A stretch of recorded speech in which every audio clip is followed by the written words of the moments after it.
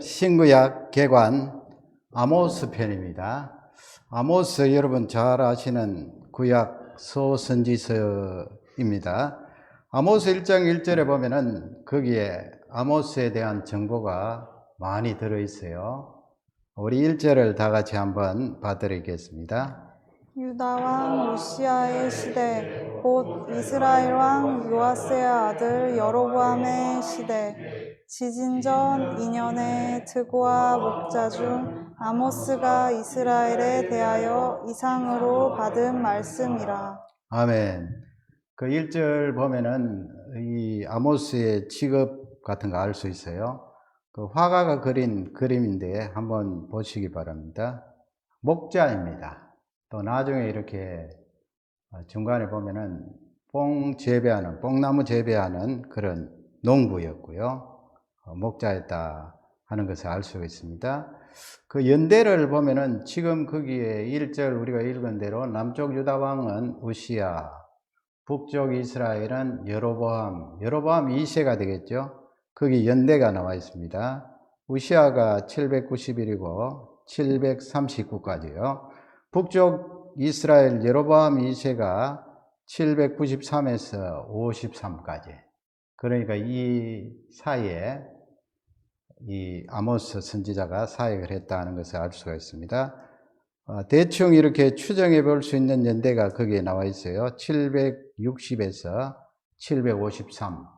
여로보암이 끝나는 그 연대입니다. 이 사이에 아모스 선지자가 사역했다. 주전 8세기 중반이 되겠습니다.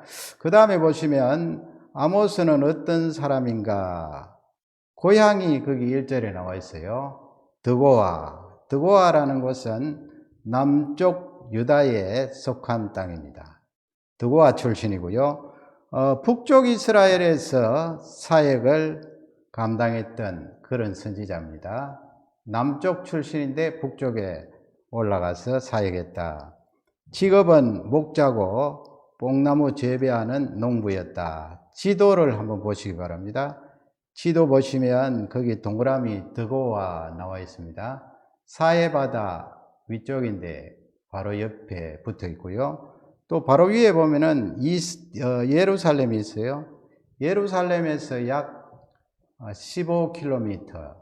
그 옆에 보면은 모레셋이라고 있죠. 모레셋은 누구의 고향입니까? 미가 선지자 고향이 되겠습니다. 지금 현대 드고아 사진을 올려봤습니다. 저렇게 넓은 초지가 있고 또 야산이 있고 그렇습니다. 여기에서 이 농사를 짓고 양을 쳤던 목자였다 하는 것을 알 수 있고요. 이 아모스에 대해서 조금 더 살펴볼 것은 문자로 기록한 최초의 선지자다.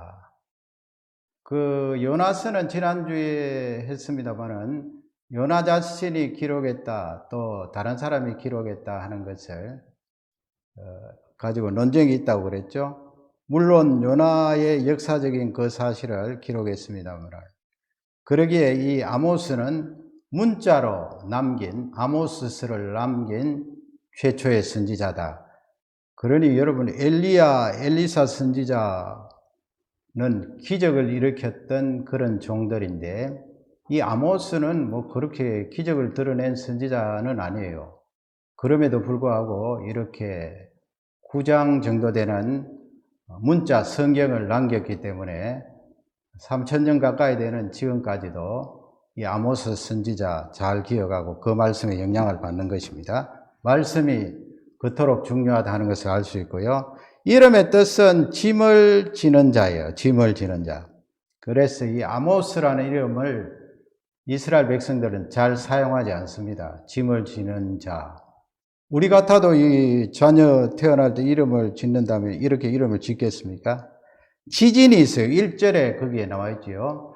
지진 2년 전 그랬어요. 사역의 그 연대가 그쪽 지방에 큰 지진이 있어서 나중에 몇백 년 지난 스가랴 선지자도 이 지진에 대해서 언급을 했어요. 그러니까 엄청난 지진이 그쪽에 있었다는 것을 알 수가 있습니다. 그 아모스의 그 분해입니다. 1장에서 2장은 열방에 대해서 기록해요. 심판이죠, 물론. 그 사이에 또 이 남쪽, 북쪽 하나님의 백성들 심판을 말씀하고요. 3장에서 6장은 딱 꼬집어서 북쪽 이스라엘의 죄악에 대해서 기록을 하는데, 지도를 한번 보세요. 지금 열방은 그 위에 다메섹, 두로, 다메섹은 시리아, 아람이잖아요. 두로, 그 다음에는 암몬, 모압, 에돔, 블레셋 땅, 이 가드, 아스돗, 이렇게 원으로 이렇게 쭉 하나님께서 그리시면서 그렇게 심판에 대해서 말씀하고, 그 중심에 있는 안쪽의 원은 바로 북쪽 이스라엘, 남쪽 유다가 되겠습니다. 너희들도 심판을 받을 것이다, 하나님께서 그렇게 말씀하는데요. 계속해서 분해 세 번째 보면은 7장에서 9장 5가지 환상이 나옵니다. 그 환상은 메뚜기, 불, 다림줄. 다림줄은 왜 이 목수들 담장 쌓을 때 이렇게 위에서 버티컬로, 수직으로 이렇게 줄 보는 거 있죠? 그 다림줄입니다. 기준을 보는 그 줄, 다림줄. 그 다음에 여름 과일 광주리 환상. 마지막에는 이 기둥과 문이 무너지는 것. 이거 뭐 문맥을 보면은 성전이 무너지는 그런 내용이에요. 피할 수 없는 심판을 말씀하면서 이 7장에서 9장 사이에 아모스가 환상을 보는 내용을 볼 수가 있습니다. 아모스 3장 1절에 보면은 이스라엘 자손들아 그렇게 불러요, 하나님께서. 우리 한번 읽어볼까요? 이스라엘 자손들아 들으라. 애굽 땅에서 인도하여 올리신 모든 족속에 대하여 이르시기를. 지금 부름에 대해서 하나님께서 말씀하셔요. 심판에 대해서 말씀하기 전에 내가 너희들을 불렀다. 거기 보면은 애굽 땅에서 인도하여 올리신 부름을 말씀하죠. 그 다음에 또 보면은 3장 2절 앞쪽에 보면 너희만을 알았다 그래요. 너희만을 알았다. 여기 알았다는 말씀이 뭔가요? 영어를 크게 거기 올려봤어요. I have chosen of all the families of the earth. 그렇게 되어 있습니다. 그러니까 알았다 이 말씀은 내가 너희들을 선택했다. 그 말씀이에요. 이 영어 번역에 보면 각자 조금씩 다른데 이 번역이 상당히 좋은 것 같아요. 내가 너를 알았다. 그 속에는 내가 너를 선택했다. 선택하셨으니까 아신 거죠. 부르심을 말합니다. 이스라엘 백성 너희들 내가 불렀다. 굉장히 중요하잖아요. 거기 다이아그램을 한번 보세요. 애굽에서 인도하여 올리셨다. 그 인도하여 올리신 내면에 들어가 보면은 내가 너희들을 선택했다. 그 다음에 시내산에서 모세에게 하나님께서 이스라엘 백성들과 내가 언약을 맺겠다 말씀하셨죠. 왜 하나님께서 너희들을 부르셨는가? 그 부분에 대해서 출애굽기 19장 6절에 보면 지난 시간에 했죠. 뭐라고 했습니까? 제사장 나라. 제사장 나라로 만들기 위해서 너희들을 불렀다. 제사장 나라. 라틴 말로 폰티펙스라고 그랬죠.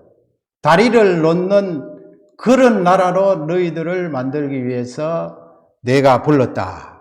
그러면 우리도 그렇게 적용할 수 있죠.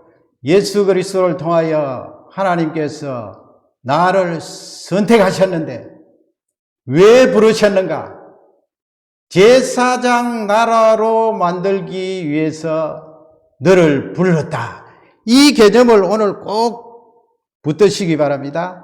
아모스 7장 15절에 보면은 거기에 아모스가 부름받는 내용이 나와 있어요. 중간쯤 보시면 내게 이르시기를 가서 내 백성 이스라엘에게 예언하라 그랬어요. 예언하라. 그리고 그 앞쪽에 보면은 뭐라고 되어 있습니까? 여호와께서 나를 데려다가 그랬습니다. 이게 데려다가 이 말씀은 투크예요, 투크, 테이크. 하나님께서 나를 점유하셨다. 나를 선택하셨다. 나를 불러내셨다. 그러니까 이 7장 15절은 아모스가 부름받는 그 귀한 내용을 적어 놓고 있습니다. 여러분, 우리 인생은 나그네라고 야고보 선생님도 말씀하셨죠. 너 인생, 나그네 같은 너 인생아 했을 때 그 나그네는 한시적이고 또 방향 없이 이리저리 다닐 수 있는 그런 존재. 또 나그네라고 말할 때는 너희들이 사는 이 땅이 영원히 아니다 하는 것을 우리에게 알려주시는데요. 우리 인생 전체를 보면은 나그네입니다. 그러면 하나님 자녀인 우리, 예수 그리스도로 거듭난 우리는 나그네인가? 또 아니면 순례자인가? 그 부분이 중요해요. 어느 쪽일까요? 예수 그리스도 안에 있는 나는 나그네인가? 순례자인가? 순례자죠, 순례자. 순례자라는 것은 목적이 있습니다. 나그네는 목적이 없어요. 순례자는 목적이 있어요. 방향이 있어요. 그래서 아모스서는 그 부분에 대해서 굉장한 힌트를 우리에게 주시고 계십니다. 아모스의 그 이름의 뜻이 무엇이라고 했습니까? 그 다음에 보면은 한번 더 복습합니다. 짐을 지는 사람이라고 그랬어요. 짐을 진다 했을 때 뭔가 무겁지 않아요? 야, 우리 인생이 짐을 지는 우리 인생, 아모스, 짐을 진 사람.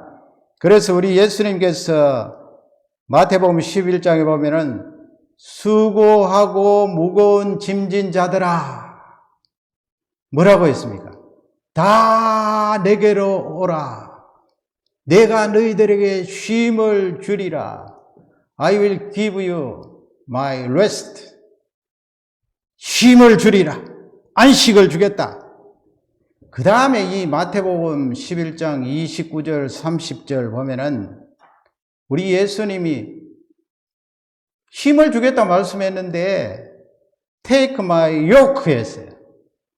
나의 멍에를 지라 했어요. 아니 예수님 수고하고 무거운 짐진 자들아 그 짐을 다 내려놓고 쉴 수 있는 은혜를 너희들에게 주겠다 말씀하시고 그 다음에 가서는 나의 멍에를 메라 그랬어요. 나의 멍에를, 이게 바로 아모스의 이름의 뜻이에요. 무거운 짐진 자, 예수님이 말씀하신 나의 멍에를 메라. 너의 멍에가 아니에요. 예수 그리스도의 멍에를 메라 그랬어요. 그 예수 그리스도의 멍에 짐은 그 다음 구절에 보면 My yoke is easy 그랬어요. 쉽다는 거예요. 쉽다는 거. 앞쪽에 짐 멍에 수고하고는 다르다는 거예요. 그 다음에 또 한 가지 더 말했어요. My burden is light 그랬어요. 가볍다는 거죠. 거기도 보세요. 너의 짐입니까? 아니에요. 나의 짐이에요. 예수 그리스도의 짐. 그래서 예수님이 여기서 멍에 짐 말씀하실 때는 우리가 아모스를 생각할 수 있어요. 아이고 어떻게 부모님이 이름을 짓는데 짐진자라고 그렇게 이름을 지을 수가 있나? 아니에요. 그 부모님이 대단히 앞을 내다보고 이름을 지은 거예요. 신약적으로 말하면 예수 그리스도의 짐을 지고 있는 거예요. 예수 그리스도의 멍에를 메고 있는 거예요. 우리는 나그네의 길을 걷는 것이 아니고 순례자의 길을 걷는다고 했습니다. 순례자는 목적이 있다고 그랬습니다. 목적이 있다고 말할 때는 예수님이 말씀하신 멍에 나의 짐을 말하는 거예요. 그것을 다른 말로 바꾸면 내가 해야 될 책임이에요. 내가 해야 될 일이에요. 그것을 아모스는 우리에게 말씀하고 있습니다. 북쪽 이스라엘이나 남쪽 유다가 그 부분에 대해서 잘 못했기 때문에 그것을 책망하고 멸망을 선포하시는데, 현대에 사는 우리에게 너희들은 아모스가 졌던 그 짐, 예수님이 말씀하신 멍에 그 짐을 지라! 그렇게 말씀합니다. 그 짐은 너를 내리눌러서 죽게 하는 짐이 아니고 무척 쉽다. 무척 가볍다. 순례의 길을 걷고 있는 예수 그리스도의 제자여, 그 책임을 감당하라, 이 말씀입니다. 우리 모두는 이 책임을 감당할 그런 사명이 있습니다. 왜 그렇습니까? 나는 선택을 받았고 부름을 받았기 때문에 그렇습니다. 오늘 순례의 목적 세 가지입니다. 아모스에 나오는 순례의 목적, 2750년 전에 있었던 내용이 아니고 거의 3000년 지난 지금 현재 우리에게 주시는 순례의 목적 첫째는 무엇일까요? 바로 예배입니다. 예배. 여러분, 예배가 무겁습니까? 예배가 소각거는 멍에처럼 그렇게 힘들고 고통스러워요. 그러면은 여기 아무도 오실 분은 없을 거예요. 예배는 가볍습니다. 예배는 쉬워요. 얼마나 쉬워요. 아모스 5장 4절에 보면 하나님께서 예배를 잘 못 드리는 북쪽 이스라엘을 향하여서 계속해서 외치고 계십니다. 우리 5장 4절을 다 같이 읽겠습니다. 여호와께서 이스라엘 족속에게 이와 같이 말씀하시기를 너희는 나를 찾으라. 그리하면 살리라. 아멘. 살리라 말씀하셨잖아요. 우리도 사는 길은 어디에 있습니까? 예배 드리는 거예요. 나를 찾으라 그 말씀은 만나는 거 아니에요. 하나님 찾아서 뭐 합니까? 하나님 찾고 만난 거예요. 이렇게 공동체 안에서 숫자가 얼마나 되든 이렇게 그리스도 안에서 형제자매된 우리가 하나님을 찾으러 나왔습니다. 우리와 늘 동행하지만은 이 공예배를 통하여 찾으러 나왔고 하나님은 우리를 만나주시고 그 길이 우리가 사는 길이에요. 순례의 길, 중요한 것 예배다. 아모스 5장 5절에 보면 거기도 다 같이 읽겠습니다. 베델을 찾지 말며 길갈로 들어가지 말며 브엘세바로도 나아가지 말라. 길갈은 반드시 사로잡히겠고 베델은 비참하게 될 것임이라 하셨나니. 아멘. 베델은 야곱이 하나님 만난 곳이고, 또 길갈은 뭐예요? 이스라엘 백성들이 요단강 건넜을 때 기념도를 갖다 놓은 것, 성지죠. 그 다음에 또 하나 더 있잖아요. 브엘세바, 바로 이삭이 우물 봤던 것, 하나님의 능력을 체험하고 우물 여러 개 봤던 것. 그래서 너희들 거기 베델이나 브엘세바나 길갈로 가서 그냥 생색 내지 말고 진짜 살아있는 나를 찾고 만나라. 이 사람들이 그냥 그 장소에 가서 우상 섬기는 그곳에서 하나님 찾는다고 고함을 지르고 희생 제사를 드리는데 하나님께서는 그 부분을 책망하시는 거예요. 진짜 나를 찾고 살아계신 나를 만나라. 예배를 바로 드려라, 이 말씀이에요. 5장 21절에도 보면 또 다 같이 읽겠습니다. 내가 너희 절기들을 미워하여 멸시하며 너희 성회들을 기뻐하지 아니하나니. 아멘. 절기, 거기 성에 나오는데 구약시대 안식일, 또 절기들, 유월절, 초막절, 오순절, 요즘으로 바꾸면 주일 아니에요. 주일. 이 주일날. 주일은 무엇입니까? 주일은 쉼입니다. 쉬는 날입니다. 예수님께서 내가 너희들에게 안식을 주리라, 쉼을 주리라. 왜 주일날 날짜와 시간을 정해서 여기에 나옵니까? 내가 이 세상에 살아왔던 그 신뢰와 믿음을 내려놓는 거 아니에요. 이 세상에 나아가서 열심히 일하고 내가 땀 흘리고 내 지혜, 내 지식을 가지고 돈을 벌고 하는데 그런 와중에 내 믿음과 신뢰, 나 자신을 향해서 가득 차 있습니다. 그래서 이 주일날 나와서 하나님 앞에 그거 다 내려놓고 뭘 하는 것입니까?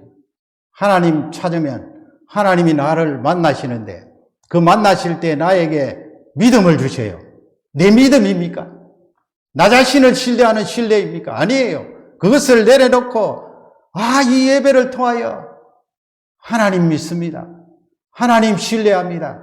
그것을 다시 회복하는 거예요. 예배를 통하여. 아모스 3장 22절 또 다 같이 읽겠습니다. 너희가 내게 번제나 소제를 드릴지라도 내가 받지 아니할 것이요 너희의 살찐 희생의 화목제도 내가 돌아보지 아니하리라. 아멘. 이 사람들이 말이죠. 북쪽이나 남쪽이나 다 하나님 앞에 희생제사를 드렸지만 그 마음속에는 하나님을 참으로 사랑하고 하나님을 만나고 싶어하고 찾는 그런 것이 없었나 봅니다. 그러니 하나님께서 희생제사를 그토록 받으시고 좋아하시는데 지금 거절하시는 거 아니에요. 거절하겠다. 받지 않겠다. 그러므로 순례자의 첫 번째 목적은 예배입니다, 여러분. 예배. 아모스서는 그것을 계속해서 강조하고 있습니다. 예배드리라. 예배드리는데 네 마음속에서 하나님을 사랑하고 하나님을 갈구하면서 예배를 드려라. 두 번째 순례의 목적은 무엇입니까? 중보기도예요. 중보기도요. 아모스 7장 2절에 보면 7장부터 아까 뭐를 말씀한다고 그랬습니까? 5가지 환상. 그 환상 가운데 첫 번째 환상이 메뚜기 메뚜기가 무시무시하잖아요. 메뚜기 황충. 메뚜기 황충을 농부가 어떻게 당할 수가 있습니까? 우리 7장 2절을 읽겠습니다. 메뚜기가 땅의 풀을 다 먹은지라 내가 이르되 주 여호와여 청하건대 사하소서 야곱이 미약하오니 어떻게 서리이까 하네. 아멘. 메뚜기가 땅에 풀을 다 먹죠. 하나 남긴 것이 있겠어요. 아모스가 그것을 보니까 너무 두려웠어요. 그래서 그 환상을 보는 중에 하나님께 기도를 하는 거예요. 주 여호와여 청하건대 사하소서. 사하소서. 야곱이 이스라엘이 미약합니다. 어떻게 설 수가 있겠습니까? 용서해 주십시오. 이렇게 기도했더니 7장 3절에 보면은 기가 막힌 말씀이에요. 3절을 다 같이 읽겠습니다. 여호와께서 이에 대하여 뜻을 돌이키셨으므로 이것이 이루어지지 아니하리라. 여호와께서 말씀하셨느니라. 아멘. 어떠했어요? 그 아모스의 기도를 듣고 하나님께서 뜻을 돌이키셨으므로 당장 그 자리에서 말씀하신 거예요. 이것이 이루어지지 아니하리라. 내가 뜻을 바꾸었다. 아모스의 중보기도, 물론 유일한 중보자는 예수 그리스도이십니다만은 그냥 편하게 우리가 생각해요. 내가 이웃을 위하여, 세계를 위하여, 고통당하는 자들을 위하여 기도하는 중보기도, 그 중보기도를 하나님이 들으신다는 거예요. 아모스 선지자가 이렇게 이야기를 했더니 하나님께서 당장 뜻을 돌이키셔서 들으시니 얼마나 그 하나님의 인자하심이 놀라워요. 그 다음에 7장 4절에 보면은 이 아모스 선지자가 무엇을 봅니까? 불을 보는데요. 그 불이 얼마나 무시무시한지 큰 바다를, 아래쪽에 보세요. 불이 큰 바다를 삼키고 육지까지 먹으려 하느니라. 불이 얼마나 무서워요. 물도 무섭고 불도 무서운데 불은 1초를 다투잖아요. 육지를 먹고 바다를 삼키는 불. 그 불을 보고 이 아모스가 너무나 두려웠겠죠. 그래서 아모스 7장 5절에 또 뭘 합니까? 7장 5절 다 같이 읽겠습니다. 이에 내가 이르되 주 여호와여 청하건대 그치소서 야곱이 미약하오니 어떻게 서리이까 하매. 아멘. 2절처럼 똑같이 하나님 간절히 기도합니다. 그쳐주세요. 야곱이 약합니다. 어떻게 쓸 수가 있겠습니까? 용서해 주십시오. 또 중보기도 했더니 잘 아시죠? 아까 읽으셨던 말씀이 하나님께서 3절 말씀처럼 뜻을 돌이키시고 그 다음에 말씀하신 내용이 이것이 이루어지지 못하리라. 아모스의 중보 기도를 통하여 용서함 받는 내용이 나와 있어요. 중보 기도가 이토록 중요해요. 그러니까 5가지 재앙 가운데 2가지는 피할 수 있었어요. 한 사람의 중보 기도 때문에. 창세기 20장 7절에 보면 거기에 그랄 왕, 블레셋 쪽이죠. 그랄 왕 아비멜렉에게 하나님께서 말씀하시는 내용이에요. 아브라함이 그랄 땅에 가서 자기 아내 누구예요? 사라를 누이라고 그렇게 이야기했잖아요. 그러니까 이 아비멜렉 왕이 그 사라를 자기 왕실에 궁궐에 데리고 와서 그렇게 있는데 하나님께서 밤중에 나타나서 그를 책망하는데 7절 상반절에 보면 중요한 말씀 한번 읽겠습니다.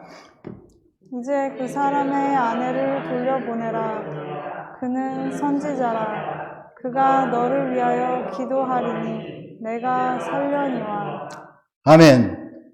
지금 하나님께서 아비멜렉에게 직접 말씀하시는 거예요. 그는 누구입니까?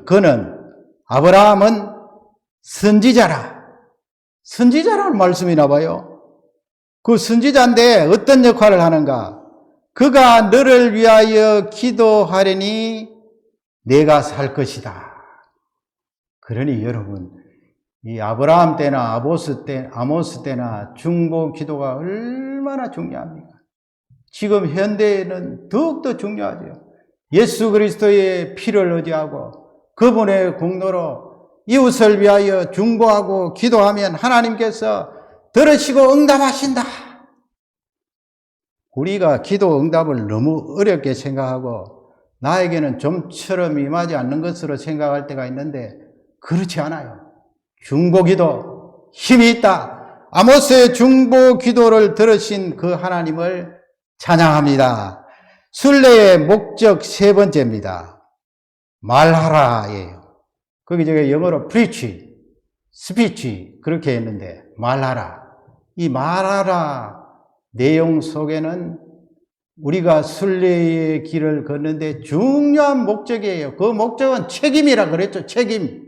이 땅 위에 나가서 우리가 해야 될 일 말하라. 구약의 예언자, 선지자 할 때 히브리 말로 이 선지자는 나비입니다. 나비. 외우기 쉽죠? 나비. 복수행은 네비임이에요. 네비임. 선지자들. 그 다음에 보시면 유대인 성경을 분류하는데 우리는 모세오경, 역사서, 또 시가서, 선지서 그렇게 나누잖아요. 4가지로. 그러나 이 유대인들은 구약 성경을 3가지로 나눠요. 그 하나가 토라, 우리가 말하는 모세오경, 율법서, 게투빔이라 그래요. 게투빔. 그건 성문서, 시편, 잠언, 전도서, 역대기, 다니엘서 같은 것도 이 게투빔에 들어가요. 다니엘서. 그 다음에 예레미야, 예가도 여기에 들어가고. 룻기 있죠, 룻기. 룻기가 여기에 들어가요. 중요한 것은 선지자 나비할 때 복수형 네비임 선지자들 했는데 선지자들 할 때 유대인들이 나눈 성경은 여러분 거기 보시죠. 여호수아, 사사기, 사무엘서. 유대인 성경은 하나라고 그랬죠. 사무엘상하, 왕상, 왕하, 열왕기서, 그 다음에 이사야, 예레미야, 에스겔, 그 다음에 12 예언서, 우리가 지금 하는 아모스 포함해서 호세아부터 말라기까지 네비임이에요. 선지자들. 왜 유대인들이 이렇게 네비임에 선지자들 하면서 여호수아, 사사기, 사무엘을 넣었을까요? 우리가 예언자 할 때, 거기 한문도 있는데요. 예언자 할 때 오해가 있을 수 있어요. 예언자 하면 미래를 말하는 사람들, 물론 선지자 할 때 미래를 말하는 영역이 어느 정도 있긴 있어요. 그러나 나비라고 할 때는 미래를 말하는 그것이 전체가 아니에요. 우리 하나님은 믿음으로 살기를 원하세요. 하나님 아버지, 내일 나에게 무엇이 일어나겠습니까? 그거 하나님한테 자꾸 여쭤보면 하나님 잘 대답 안 해주세요. 하나님 아버지, 내년 이맘때 제가 어떤 일이 일어나겠습니까? 너 나한테 자꾸 묻지 말고 믿음으로 살아라. 믿음은 어디에 떼다 두고 너한테 자꾸 너한테 일어날 일을 묻니? 네가 믿음을 가지고 그것을 놓고 기도하면은 내가 시행한다고 말했잖아. 그래서 구약 시대는요, 점치고 미래에 대해서 그렇게 엉터리로 말하면 죽이라 그랬어요. 그런 맥락이 여기 있는 거예요. 그래서 여기 나비, 내비임 할 때는 중요한 개념이 말씀이 아모스에게 임하니라. 여호와의 말씀이 요나에게 임하니라. 그걸 선지자의 정체성이라고 말하는 거예요. 미래를 말하는 사람이 아니에요. 점치듯이. 그걸 다른 말로 바꾸면 선지자라는 것은, 나비라는 것은 하나님의 말씀을 받은 자다. 정확하게 우리가 그 개념을 파악해야 돼요. 아모스는 하나님의 말씀을 받은 자다. 그걸 다른 말로 바꾸면 대언자라고 할 수가 있어요. 대언자. 대언자라는 말씀 속에는 하나님의 말씀을 받아서 선포하는 거잖아요. 대언자. 출애굽기 7장 1절에 보면 하나님께서 모세에게, 지금 보세요. 거기 보면은 볼지어다 내가 너를 바로에게 신같이 그랬어요. 하나님같이. 신같이 되게 하였은즉 너의 형 아론은 뭐라고 했습니까? 너의 대언자가 되리라. 프라핏. 너의 대언자가 되리라. 요 개념이 중요해요. 나의 대언자가 아니에요, 여러분. 아론은요. 하나님의 대언자가 아니고요. 물론 전체적으로 보면 하나님의 종입니다만 지금 이 맥락에서 모세 너의 대언자가 되리라. 모세 네가 말씀을 받으면 아론에게 전해주고 아론이 받은 그 말씀을 백성들에게 선포하리라. 대언자. 그러니까 구약에 나오는 선지자들은 대언자로 보는 것이 중요해요. 그게 바로 나비예요. 왜 제가 길게 이 말씀을 설명하나요?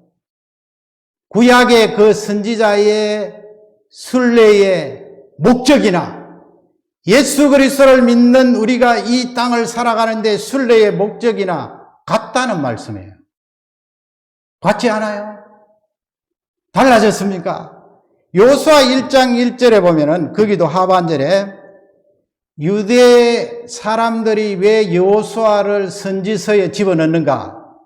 그건 여호수아가 하나님의 말씀을 받았기 때문이다. 그 개념이에요. 그래서 여호수아가 선지자예요. 하반절 보세요. 눈의 아들 여호수아에게 말씀하여 이르시되 그랬어요. 여호수아가 여호와 하나님의 말씀을 받았어요. 그 받은 말씀을 프리치하는 거예요. 말하는 거예요. 그게 바로 선지자예요. 아모스 7장 15절, 아까 나왔던 말씀인데 한번 읽어보겠습니다. 15절을 다 같이 읽겠습니다.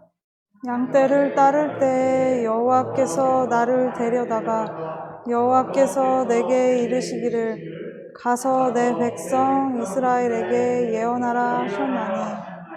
아멘. 나를 데려다가 took me, 나를 선택하고 부르셔서 가라 하잖아요. 가서 내 백성 이스라엘에게 가라. 그 다음에는 뭐래요? 예언하라. 이 말씀은 네가 나에게 받은 그 말씀을 말하라 그 말씀이에요. 말하라. 그게 순례자를 향한 하나님의 명령이에요. 순례자인 우리는 그 목적을 가지고 말하는 거예요. 아모스만 말하는 것이 아니고요. 이 세상에 나아가서 말하는 거예요.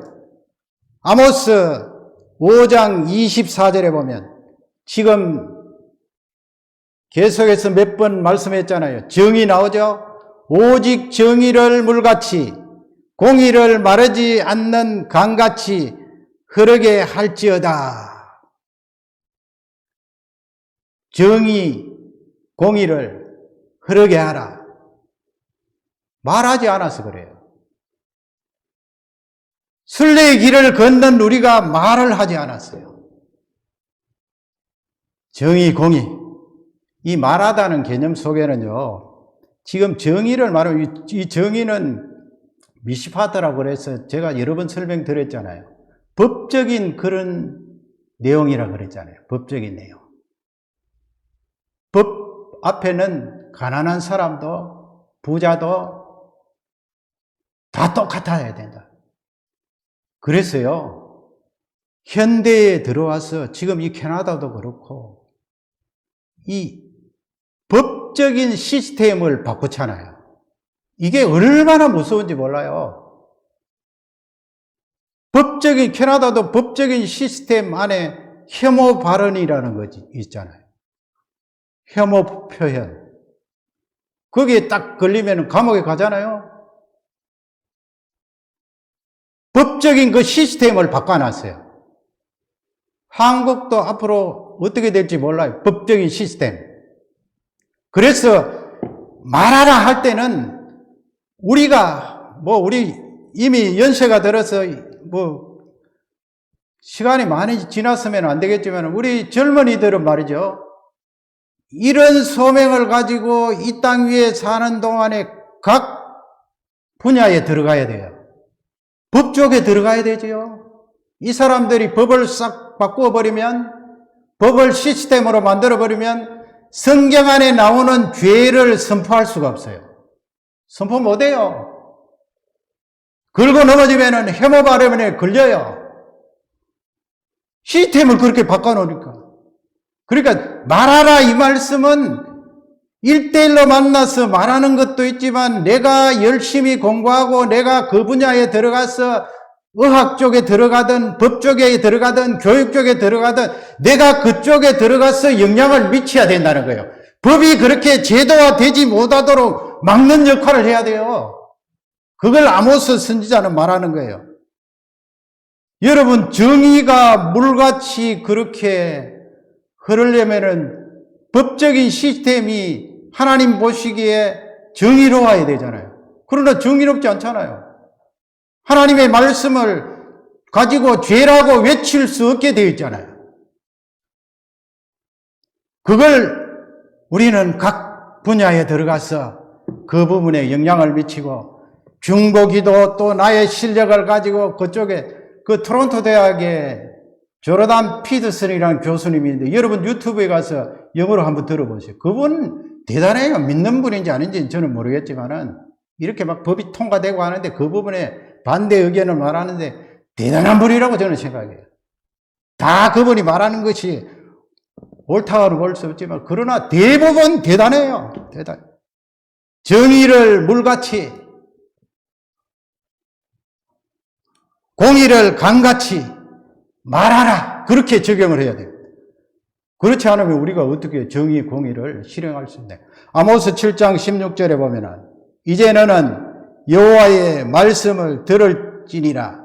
북쪽 이스라엘의 거기 아마샤라는 사람, 또 북쪽 이스라엘의 여로보암을 향해서 이건 이제 1대1로 말씀을 전하는 거예요.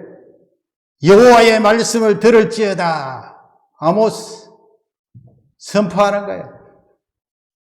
나중에 전설에 보면은 이 막대기에 굵은 막대기에 맞아서 순교했다는 그런 말씀도 있는데 성경에 나오지 않으니까 들을지어다. 사도행전 4장 20절 보세요. 우리에게 적용을 합니다. 다 같이 읽겠습니다. 우리는 보고 들은 것을 말하지 아니할 수 없다니. 아멘. 누가 말하는 거예요? 사도들이. 우리는 보고 들은 것을, 그걸 다른 말로 바꾸면 나비. 보고 들은 것, 내가 받은 말씀을 말하지 아니할 수 없다. 이것은 사도들에게만 해당되는 고백이 아니고 신약에 사는 우리 모두에게 적용되는 말씀이에요. 그게 우리의 책임이에요. 그게 우리의 사명이에요. 그게 순례자의 목적이에요. 목표는 바로 앞에 당면한 그거를 향해서 우리가 실천하고 나아가는 것이고, 목적이라고 할 때는 하나님 앞에 서는 그날까지 멀리 내다보면서 방향을 잡는 거 아니에요. 말하라. 각 분야에 들어가라. 아모스 9장 11절 보세요. 9장 11절. 여호와의 말씀을 들을지어다. 말씀하신 하나님의 말씀을 들을지어다. 사도들이 보고 들은 바를 말하지 않을 수가 없다. 11절 보세요. 8장 11절 다 같이 읽겠습니다. 주 여호와의 말씀이니라. 보라, 날이 이를지라. 내가 기근을 땅에 보내리니 양식이 없어 주림이 아니요 물이 없어 가람이 아니요 여호와의 말씀을 듣지 못한 기갈이라. 아멘. 왜 우리가 순례의 여정에서 말을 해야 됩니까? 전해야 됩니까? 그것은 바로 여호와의 말씀을 듣지 못한 기갈 때문에 그렇습니다. 이 땅에는 아무리 똑똑하고 잘난 것처럼 보이고 행복해 보여도 여호와의 말씀이 없어서 굶주리고 목말라 하는 사람들이 수없이 많습니다. 인터넷 들어가면은 말씀이 홍수처럼 쏟아져도 그런 사람들이 있어요. 이때 당시만 해도 뭐 하나님 말씀 흥황했을 거 아니에요. 지금보다는 못했지만은 여기저기 율법사도 있고 하나님 말씀이 있었어요. 그럼에도 불구하고 하나님께서 하나님의 말씀을 듣지 못한 기갈 때문이라. 그러기에 너희들이 말하고 전해야 된다. 아모스 9장 11절을 다 같이 읽겠습니다. 그날에 내가 다윗의 무너진 장막을 일으키고 그것들의 틈을 막으며 그 허물어진 것을 일으켜서 옛적과 같이 세우고. 아멘. 왜 우리가 세 번째 순례의 길에서 전하고 말을 해야 되는가? 지금 회복을 말하잖아요. 거기 무너진 장막 말씀하고 앞쪽에는 다윗의 그랬어요. 다윗의 예수 그리스도 오실 것을 말씀하고 있습니다.